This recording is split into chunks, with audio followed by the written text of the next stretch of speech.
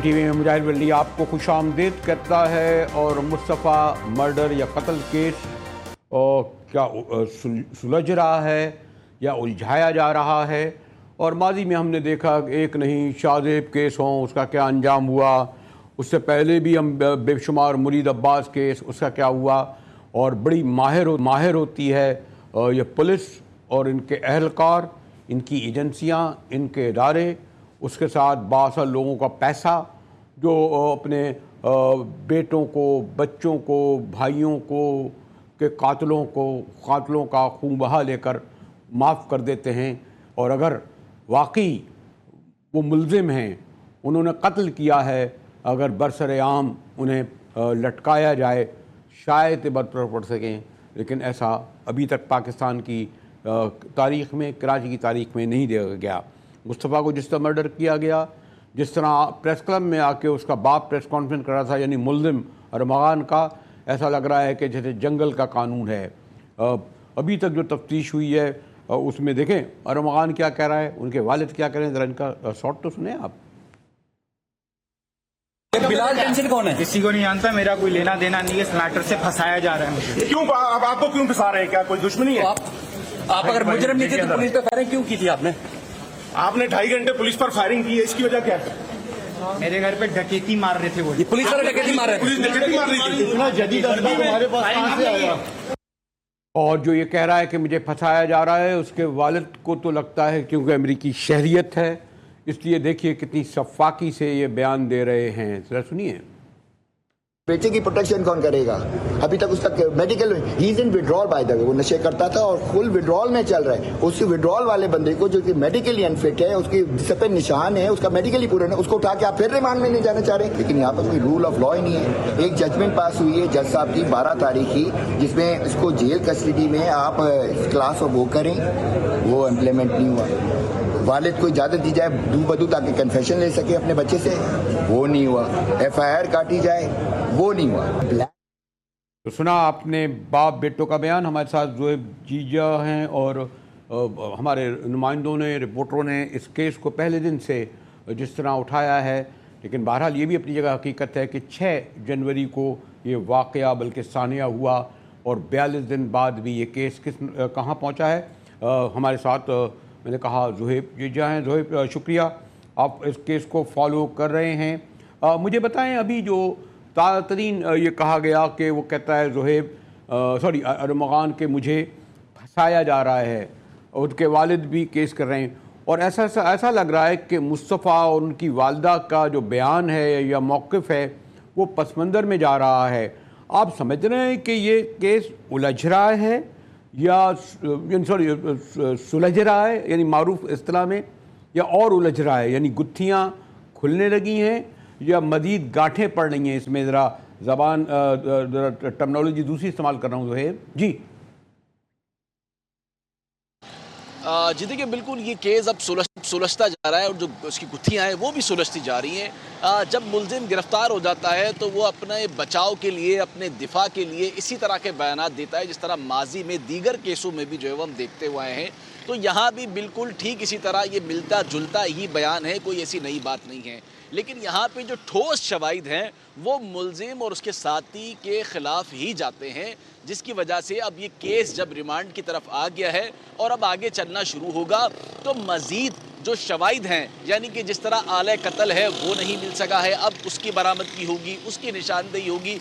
चूँकि जिस रॉड से, लोहे की रॉड से उसको मुसलसल तशद्दुद करता रहा, वो ताहाल पुलिस को नहीं मिल सकी है। और वो असला, जिस असले से इसने फायरिंग की थी, वो असला भी पुलिस के हाथ नहीं आ सका है। लेकिन जो असला हाथ आ गया है वो 4 से 5। लेकिन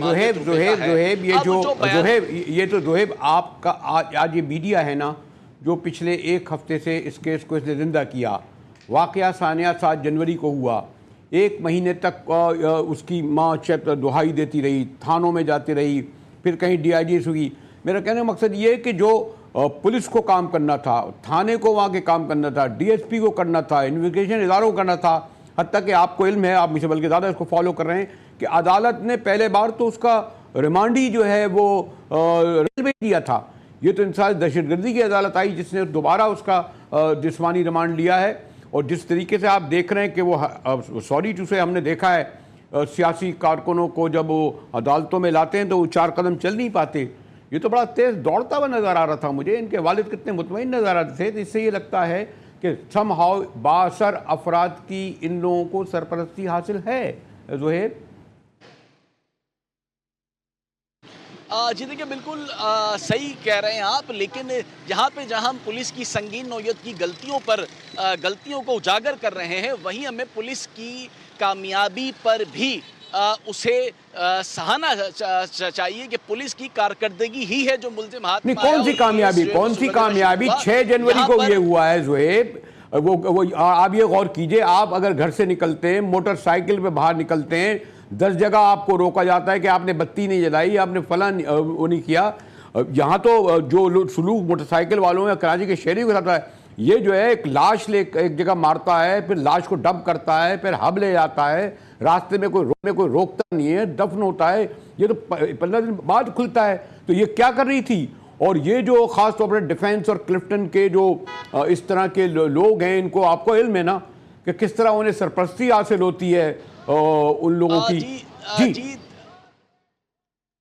जी देखिए सर, ये जो मुल्जिम है वो इंतहाई शातिर है। अगर आप इसका मुकाबला दीगर मुल्जिमान से करेंगे तो ये बिल्कुल गलत है। ये अपनी नौयत का एक अनोखा वाक़या है और उसका जितना दिमाग है और जिस तरह की सलाहियत है इसके अंदर, क्रिमिनल माइंड की जो सरगर्मी है इसके अंदर, वो दीगर मुल्जिमान में इतनी ज़्यादा पाई नहीं जाती।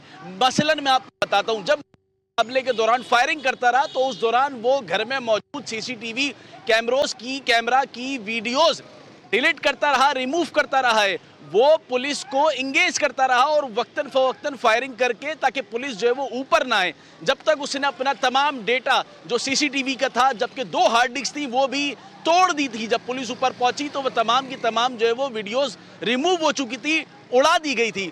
फिर दूसरी बात आप देखें इसके अंदर, दूसरी बात यह है कि जब पुलिस ऊपर पहुंची है तो मुल्जिम के लैपटॉप का तमाम डेटा जो इंतहाई शवाहिद की बुनियाद रखता था, वो तमाम डेटा फौरी तौर पर 1 विंडो से जो है वो उड़ा दिया गया।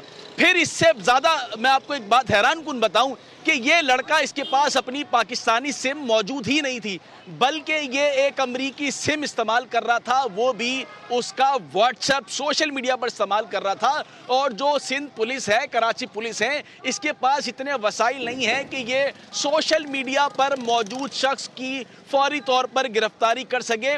इस वजह से पुलिस को काफ़ी यहाँ पर गिरफ्तारी में मुश्किल का सामना हुआ। चूंकि पुलिस के पास यहाँ पर 4G का लोकेटर भी मौजूद नहीं है। इतनी बड़ी सिंध पुलिस है, अरबों रुपए का बजट है, जिसके पास 4G का लोकेटर नहीं है। यही वजह है कि उसको तकनीकी मदद से ही गिरफ्तार किया गया, बल्कि उसे जदीद टेक्नोलॉजी की बुनियाद पे नहीं गिरफ्तार किया गया। पुरानी पुलिस ने ही इसे गिरफ्तार किया है। जिद्दत वाले शहर में रहते हुए भी पुलिस के पास वसाइल नहीं थे, लेकिन फिर भी पुलिस ने बड़ी कामयाबी के लेकिन जोहेब आपने ये भी देखा होगा, कराची पुलिस ने उसे गिरफ्तार किया। लेकिन पुलिस की कारकर्दगी को भी सराहना चाहिए। जोहेब आपने जो है, मैंने कहा ना, इस केस को मीडिया में जिंदा रखा, लेकिन आपने माजी में मुरीद अब्बास फिर शाहजेब केस को देखा होगा। मीडिया एक हद तक रखता है, उसके बाद पुलिस ही कोलैबोरेटर बनती है। वो जाते हैं सफ़ेद कपड़ों में, उनके माँ बाप को समझाते हैं कि तुम्हारा बेटा तो चला गया, वापस नहीं आएगा, तो कम भी हो जाता है। और हमने तमाम केसों में मोरलेस जो है हमने देखा है किसी को लटकते हुए। शाद और नाज़िर एक केस मुझे याद आ रहा है कि वो जो एक नौजवान था, वकील का था। वरना ये जो जितनी भी सहूलतकार बनती है, आपको नहीं इल्म के जो, वही मैंने कहा, जैसे वो मुरीद अब्बास का कातिल 2.5 साल से बैठा है, केस ही नहीं चल रहा। वो जो आपके सहाफ़ी दोस्त थे, एंकर थे, बिल्कुल बिल्कुल, वो टायरों का कारोबार करते थे। तो ये जो उससे पहले एक बड़े पुलिस वाले जिनके सामने थे, करोड़ों रुपए लेके चले गए। मादत के साथ ये जो एक मज़हब का, एक जो शरीयत का नाजायज़ फ़ायदा उठाकर कसाद दे जो है ना आपका, उसका जो इस्तेमाल हो रहा है, गालिबन उस पर एक ऑर्डर शायद अदालती आ चुका था कि नहीं, मर्डर केस को मर्डर केस ही देखा जाएगा, इसका खूबा नहीं लिया जाएगा। ऐसा ही है ना? जी बिल्कुल सही कह रहे हैं कि मुरीद अब्बास के कातिल अब तक गिरफ्तार नहीं हो सके हैं। और दरख्शा में एक पुलिस गर्दी का वाकया आया था, उसमें भी दियत की रकम लेकर मुल्जिमान बरी हो चुके हैं।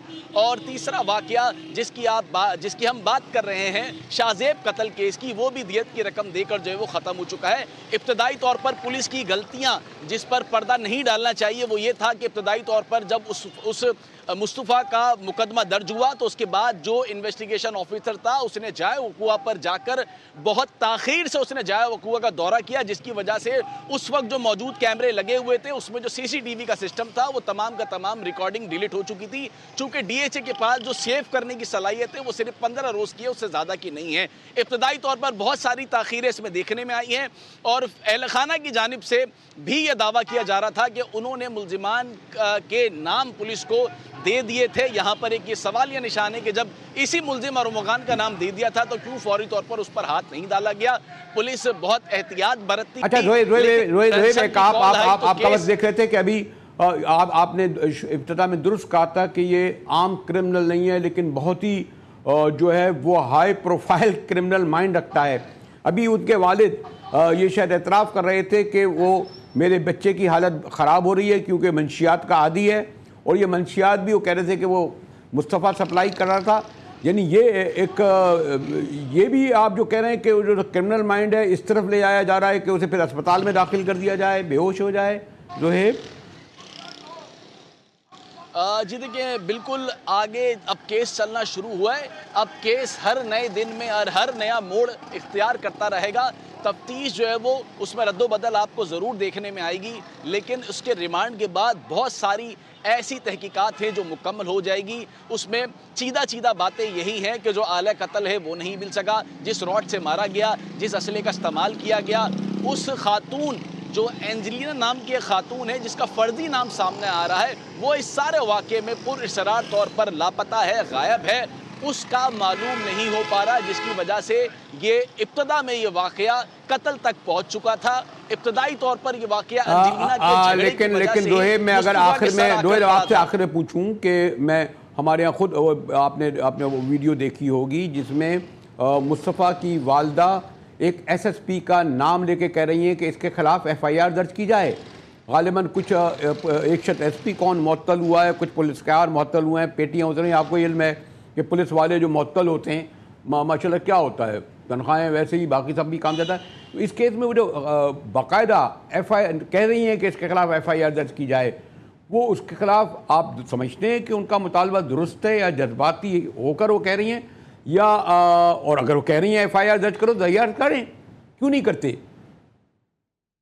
जी देखिए, बिल्कुल जो शराज का बयान है उस बयान में जिस खातून का नाम लिया जा रहा है या दावा किया जा रहा है वो तहकीकात में वो खातून मुख्तलिफ है और जो अहल खाना दावा कर रहे हैं वो खातून मुख्तलिफ है। शराज ने अपने बयान में जो अहल खाना दावा कर रहे हैं उसका नाम कहीं पर नहीं लिया, और ना ही जिस SSP इन्वेस्टिगेशन साउथ की आप बात कर रहे हैं उस सारे वाक़े में उसका कहीं किरदार ऐसा सामने नहीं आया जिस पर यह कहा जाए कि उसके खिलाफ मुकदमा दर्ज कर लिया जाए। लेकिन अहल खाना ने यह दावा ज़रूर किया है कि किरदार कशी जो है वो की गई है। अब वो किस हद तक दुरुस्त है या गलत है ये आगे चलकर ही मालूम होगा, लेकिन जो SSP अली हसन है उसका कोई किरदार ताहाल सामने नहीं आया। लेकिन जिस जगह पर यह केस दर्ज हुआ है उसकी जो जुडिक्शन है, उसकी जो हुदूद है, अच्छा चले रोहित, मैं आखिर से आपसे एक ज़िम्नी सवाल पूछता हूँ। आप माशाल्लाह क्राइम्स का केसेस को कवर करते रहे हैं स्टेप बाय स्टेप। अव्वल तो खैर पहले स्टेप मैंने आपसे कहा ना कि 6 जनवरी को वो अगवा होता है और दुआई रहती है, और आखिर जो है जाके अब महीने भर बाद वो खुलता है। स्टेप बाय स्टेप जिस तरह ये केस चल रहा है, तफ्तीश मुकम्मल हो जाएगी, मुकदमा चलेगा, गालिबन निचली अदालत से ऊपर कोर्ट में जाएगा। आपको लगता है कि ये केस जो है महीने 1 में इसका फ़ैसला आ जाना चाहिए, या इसमें भी मुरीद अब्बास और दीगर केसों की तरह साल लगेंगे और फिर मीडिया आहिस्ता आहिस्ता स्क्रीनों से और बड़ी खबरें आ जाएंगी, गायब हो जाएगा? आप क्या समझते हैं कितने अरसे में इसका जी देखिए, बिल्कुल आपने सही कहा। शाहजेब कत्ल में भी बिल्कुल हमने इसी तरह देखा था कि जो मुल्जिम, हमें ऐसा लगता था कि अब उन्हें सज़ा मिल जाएगी चूँकि बहुत ज़्यादा शवाहिद मौजूद थे। लेकिन अदालत के अंदर जब दियत का मामला आ जाता है तो उसमें एक अदालत भी बरी जमा होती है और पुलिस भी उसमें ज़ाहिर है अपना कोई किरदार अदा नहीं कर सकती है। ठीक इसी तरह से आपको याद होगा कि कारसाज पे खातून ने एक मोटरसाइकिल वाले को कुचल दिया था, उसमें भी दियत की रकम का जो है वो इस्तेमाल किया गया। ज़ाहिर कानून आपकी इसकी इजाज़त देता है और यही वजह है कि उसमें पुलिस ने अपना केस तो बहुत ही बेहतर तरीके से बनाया था, बहुत ही मजबूत बनाया था। यही वजह है कि उसे ज़मानत नहीं मिल रही थी और वो मुसलसल कोर्ट के धक्के खा रही थी। और यहाँ पर भी ठीक इसी तरह पुलिस के पास जितने शवाहिद मौजूद हैं उसकी बुनियाद पर इसको सज़ा ज़रूर मिलेगी, लेकिन जब केस आगे चलता है तो कुछ मालूम नहीं होता कि अहले खाना के दरमियान कब बात हो जाती है या कब दियत की रकम की बात हो जाती है या फिर कहीं पर भी कोई सेटलमेंट हो जाती है, तो उसके मुतालिक कबल अज़ वक्त कहना मुनासिब नहीं है। लेकिन केस जिस तरह से अब चलना शुरू होगा तो यकीनन उसमें बहुत सारी चीज़ें हैं जो कि फ़ौरन खुलकर सामने आ जाएगी। 1 से 2 महीने में तो सज़ा नामुमकिन सी बात है, चूँकि तमाम मामला अदालत में मौजूद है। यकीनन इसमें काफ़ी वक्त दरकार होगा, जिस तरह हम और केसेस में भी देखते रहे हैं। और फिर ज़ोएब जेजा बहुत तफसील से कर रहे थे कि पुलिस ने बहरहाल तमाम वो शवाहिद हासिल कर लिए हैं जिसकी बुनियाद पर मुल्ज़िम को सज़ा होनी चाहिए। लेकिन बदकिस्मती से एक वक्त ऐसा आता है कि अहले खाना अपने प्यारों अजीज़ों के केस भूल कर बहुत जो पैसे में बहरहाल माने या ना माने बड़ी ताकत होती है, खींचता है और ज़ख्म आहिस्ता आहिस्ता मिटने लगते हैं और पैसा हावी हो जाता है। माज़रत के साथ अब तक हमारी तारीख़ में ये हुआ है। और जैसा कि वो शरई देत, हालांकि ये भी सऊदी अरब में क्यों गले काटे जाते हैं इस बुनियाद पर, वहाँ तो ऐसा जहाँ जो हम जिसे कहते हैं हमारा खाने काबा है, सबसे मुक़द्दस सरज़मीन है, वहाँ तो हर रोज़ हम सुनते हैं कि खाली चरस और अफ्यून इस बुनियाद पर गले कट जाते हैं। ये बड़े कत्ल तो बड़ी चीज़ हैं, इस पर गौर करना पड़ेगा इस्लामी यूनिवर्सिटी कौंसिल को भी, शरीयत कोर्ट को भी, हमारी उन बेंचों को भी, आला अदालतों को भी, कि अगर इसी तरह बड़े बड़े कातिल जाबिर ज़ालिम लोग और कानून के हाथों से बच जाएं, वो रह गए सिर्फ गरीब बेचारे आम लोग जो इस तरफ रहते हैं ना, ये जो पुल के इस तरफ, इनके ऊपर तो कोई केस जो है, मैंने कहा ना, बत्ती अगर मोटरसाइकिल में नहीं होगी तो पकड़े जाएंगे। खुदा ना करे कोई अगर भरे हुए सिगरेट 2-4 मिल जाए तो मिल जाएगा, शीशी मिल गई वो भी उन्हें 1 हफ्ते जेल में रखती है। ये दोहरा डबल स्टैंडर्ड का कानून कब तक चलता रहेगा? देखें, हम भी देख रहे हैं, आप भी देखते रहिए। और ब्रेक के बाद आऊँगा तो ज़रा मईशत का अहवाल लूँगा, हमारे साथ रहिएगा।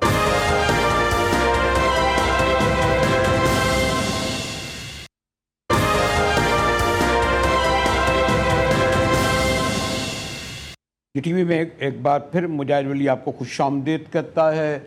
8 फरवरी के बाद, यानी हुकूमत अपना 1 साल मुकम्मल करने के बाद पिछले 10 दिन से तवातुर से दावे कर रही है कि मईशत में बेहतरी आई है, महंगाई में कमी आई है। IMF का वफ्द आ रहा है, वर्ल्ड बैंक 40 अरब के वादे, और इन वादों में कितनी सच्चाई है। और सबसे बढ़कर ये कि इसके समरात, यानी अगर मईशत में बेहतरी आई है, महंगाई में कमी आई है, एक आम आदमी पर इसका क्या फ़र्क पड़ा है। बाद पॉलिटिकल इकोनॉमिस्ट डॉक्टर नूर फातिमा हैं। शुक्रिया डॉक्टर साहिबा। आप भी देख रही होंगी कि हुकूमती आज 6 सुर्खियों से कहा जा रहा है कि जनाब बहुत ही मईशत में बेहतरी आई है। मैं तो ये देख रहा हूँ 88,000 अरब के तो आप पर, यानी जो आपको वापस करने हैं या कर्ज़े हैं। और अगर ये जो हम सुन रहे हैं वर्ल्ड बैंक, IMF, इनके मुआहदे, इनके दावे, इनमें कितनी सच्चाई, तो ओवरऑल आप एज ए पॉलिटिकल इकोनॉमिस्ट किस तरह देखती हैं डॉक्टर साहिबा? जी थैंक यू सो मच। देखिए, ओवरऑल जो न्यूज़ आ रही हैं, और इससे पहले भी प्लेज तो हुए हैं, वर्ल्ड बैंक ने जब 2022 में फ्लड आया था उस वक्त भी 20 बिलियन का हमसे प्रॉमिस किया था, लेकिन समहाउ चूंकि हमारा IMF के साथ उस वक्त एक क्राइसिस की सिचुएशन थी, जो हमारा एग्रीमेंट अभी प्रॉपरली से हमारी एंगेजमेंट उस वक्त नहीं हुई थी, तो बहुत सारी चीजें जो हैं वो ऑन होल्ड थी।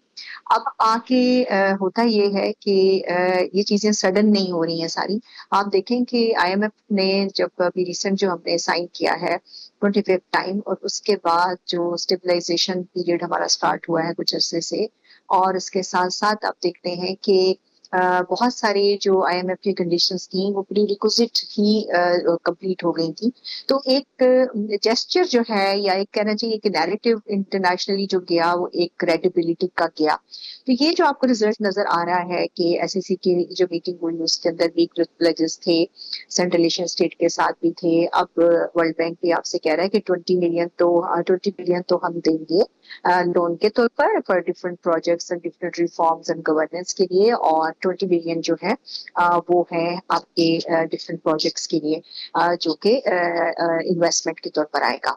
तो उसमें क्लाइमेट चेंज नेचुरली एक बहुत बड़ा इशू है जो आज से नहीं है, 2-3 सालों से पाकिस्तान जो है वो हेडलाइन पे रहा है इंटरनेशनली। COP 20 नहीं, माजरत के साथ डॉक्टर साहिबा, आप तो खैर एक अथॉरिटी हैं, लेकिन अगर आप IMF की बात कर रही हैं, गालिबन ये हमारा 25वां प्रोग्राम है, और वो जो 24 प्रोग्राम हम IMF से पहले कर चुके थे उसमें हमारी मुझे नहीं इल्म के दुनिया में किसी और मुल्क में, शायद अभी बांग्लादेशी की मिसाल दे सकता हूँ कि IMF ने इतना डीपली, पहले तो FBR स्टेट बैंक तक रहते थे, अब तो हमारे चीफ जस्टिस के घर पहुँच गए, अब तो सुप्रीम कोर्ट बार के पहुँच रहे हैं।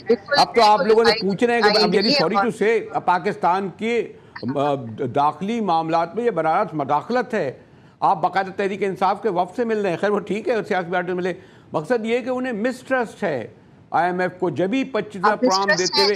जी, I agree with you here 100%। देखिए मैं जब भी ये चीजें देखती हूँ तो मैं बड़ा पर्सनली ये फील करती हूँ कि IMF का जो मैंडेट है, उसका ऑब्जेक्टिव है, वो बड़ा ही ब्रॉडर है, उसका फ्रेमवर्क ये बिल्कुल नहीं है ऑर्गेनाइजेशन लेवल पे जाए। नॉर्मली उनका क्या होता है कि आपके जो इकोनॉमिक मैनेजर्स हैं उन हद तक उनकी मीटिंग होती है। ये जो गवर्नेंस और micro management of the governance का जो अब सिलसिला शुरू हुआ है, और उसकी वो रीजन ये है कि जाहिर है कि जब आपने स्टेट बैंक की जो गवर्नेंस है उसके रेफरेंस से जब एक्सेप्ट किया और बाकी बहुत सी चीजें एक्सेप्ट की, तो अब उन्हें एक इंट्रूएंस का मौका भी मिला ना, क्योंकि हमने परफॉर्म नहीं किया। तो नेचुरली नाउ जब आप एक्सेप्ट करते जाएंगे और आपकी जो नेगोशिएशंस नर्व्स हैं वो उतने स्ट्रांग नहीं रहे while you negotiate with them the agreement, मैं तो उस तरफ आ नहीं रही थी, लेकिन जब आप उनके साथ नेगोशिएट उस अंदाज में करेंगे कि आप उतने स्ट्रॉन्ग नर्व्स के साथ उनके साथ आपने नेगोशिएट ही नहीं किया है,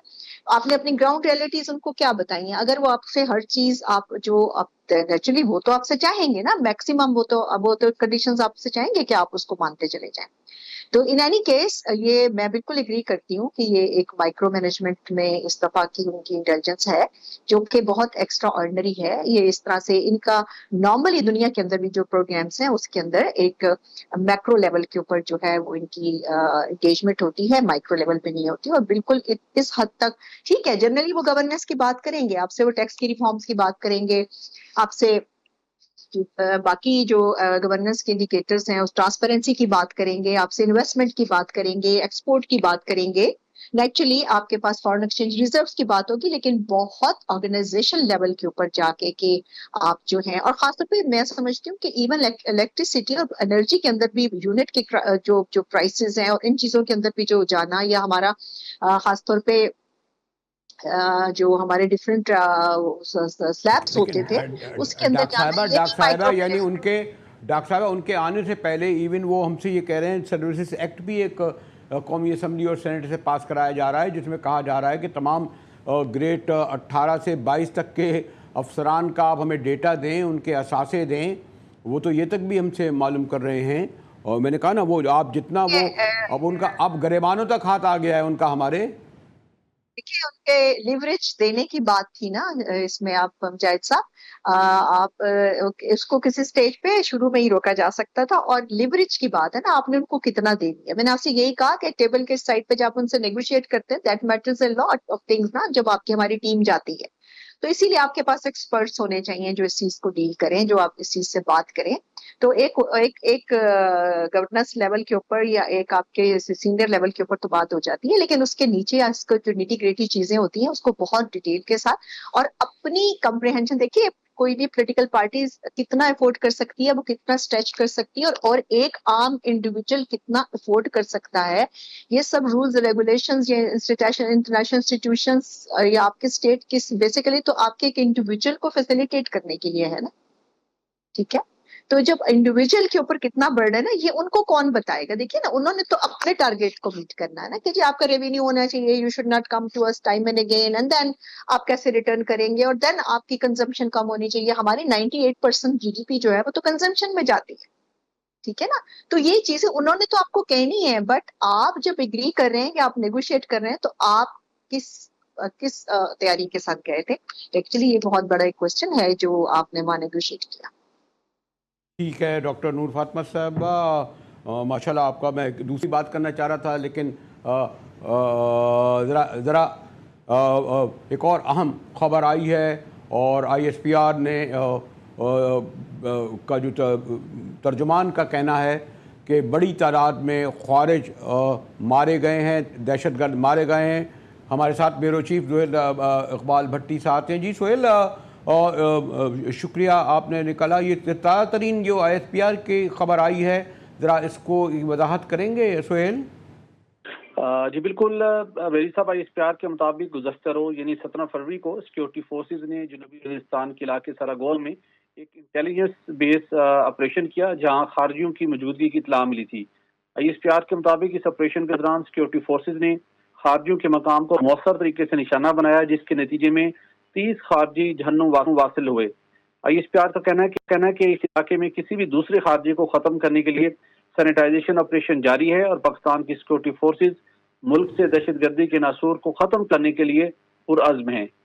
लेकिन सुहेल, आप अभी जो हाल ही में इवन चले हम तो कहते थे, लेकिन यूनाइटेड नेशन की एक रिपोर्ट आई है, उन्होंने बड़ी वजाहत से ये बताया है कि ये जो दहशतगर्द हमलों में इजाफा हुआ है, इसमें काबुल की हुकूमत जो है TTP की सरपरस्ती की रही है। उसमें उन्होंने ये भी कहा है कि बाकायदा अलकायदा के कैंपों में इनकी तरबियत हो रही है। तो ये जो आपको भी आपकी तो गहरी नज़र है इस पर कि ये जो इधर जो हालिया महीनों में दिनों में जो दहशतगर्दी के ख़ास तौर पर इस बॉर्डर में या उधर आप बलूचिस्तान जाएँ जो बड़े हैं, उसका सबब ये नहीं कि उन्हें बाकायदा अस्करी माली इमदाद तरबियत मिल रही है, और जब तक वहाँ से नहीं रोका जाएगा ये जारी रहेगी। भट्टी साहब?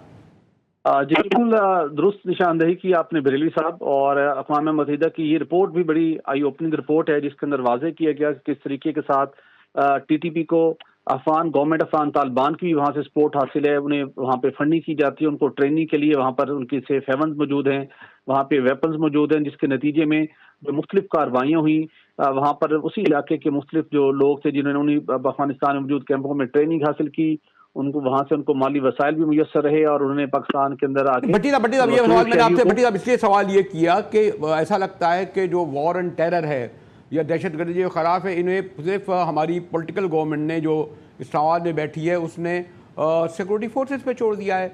आपके कौमी असम्बली और आपके सेनेट तो अपनी 200% तनख्वाह बढ़ाने में लगे हैं। आपके दफ्तर खारजा इसको यूनाइटेड नेशन में या वो जो कंसल्ट जब अक़वाम मुत्तहिदा की रिपोर्ट है, सलामती काउंसिल की रिपोर्ट है, वो इतनी जामे रिपोर्ट है, इसको लेकर इंटरनेशनल फोरम में क्यों नहीं जा रहे? बल्कि हम तो ये देख रहे हैं कि अफगान फॉरेन पॉलिसी एग्रेसिव हो रही है। वहाँ आपने देखा कि वो जापान पहुँच रहे हैं, वो वहाँ जा रहे हैं, वो उन ममालिक के ताल्लुकात कर रहे हैं, यानी उनको एक्सेप्टेंस मिलती जा रही है, एक्सपोज नहीं हो रहे भट्टी साहब वो लोग।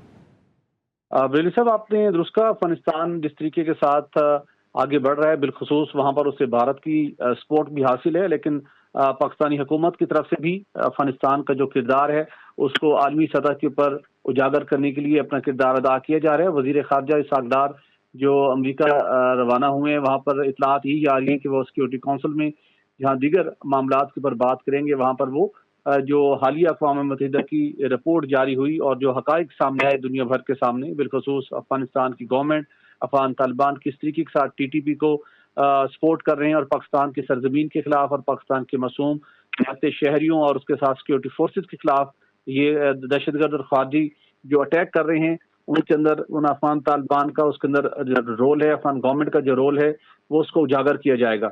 बट बात यहाँ तक नहीं है, बल्कि चले ये क्योंकि आप इस वक्त ये आपने खबर हमारी ISPR की तरफ से आई है, और अब तो ये ऐसी खबरें आ रही हैं और आप यकीनन उसको फॉलो कर रहे होंगे कि जो बलूचिस्तान में जो इंसर्जेंसी हो रही है उसके नाते भी जुड़ रहे हैं, यानी BLA TTP, और कहा जा रहा है कि जो ISIS खुरासान है ये एक दूसरे के साथ माली ताउन कर रहे हैं, उनको यकीनन बाहर की सरपरस्ती हासिल है। तो तो ये जो सूरत हाल है बहुत ख़तरनाक है। और फिर मैंने जो आपसे कहा कि हमारी पॉलिटिकल लीडरशिप उस पर तवज्जो नहीं दे रही, उसका ज़्यादा वक्त वही मज़ाकरात, वही बातचीत, वही इल्ज़ामात, वही मामूल के उस पर लगा हुआ है। इस वक्त जितने बड़े पैमाने पर हम फेस कर रहे हैं इन दो सूबों के बॉर्डर्स पर दहशतगर्दी, भट्टी साहब।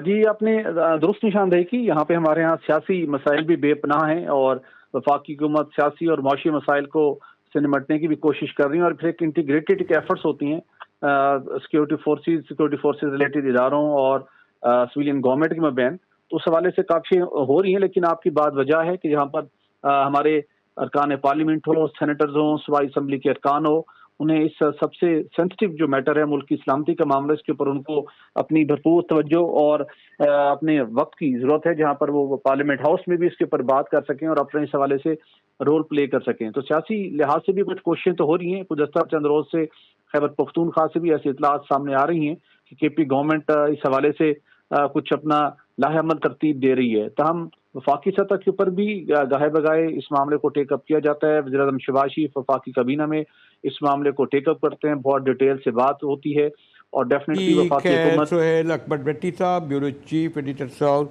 बड़ी तफसील से बता रहे थे। SPR की जो प्रेस रिलीज आई है उसमें इस वाक़े में जो दहशतगर्द मारे गए हैं वो हैं, लेकिन हालिया महीनों में बल्कि ख़ास तौर पर पिछले चंद हफ्तों में जिस बड़े पैमाने पर ये जो हमले बढ़े हैं और अब तो यूनाइटेड नेशन जैसे इदारे ने, सलामती कौंसिल ने इसको एक्सपोज किया है, तो इसको ये चाहिए कि फॉरेन ऑफिस और पॉलिटिकल लोग इसको एक्सपोज करें सारी दुनिया में। इसी के साथ ही GTV से विदायत वली को इजाज़त दीजिए।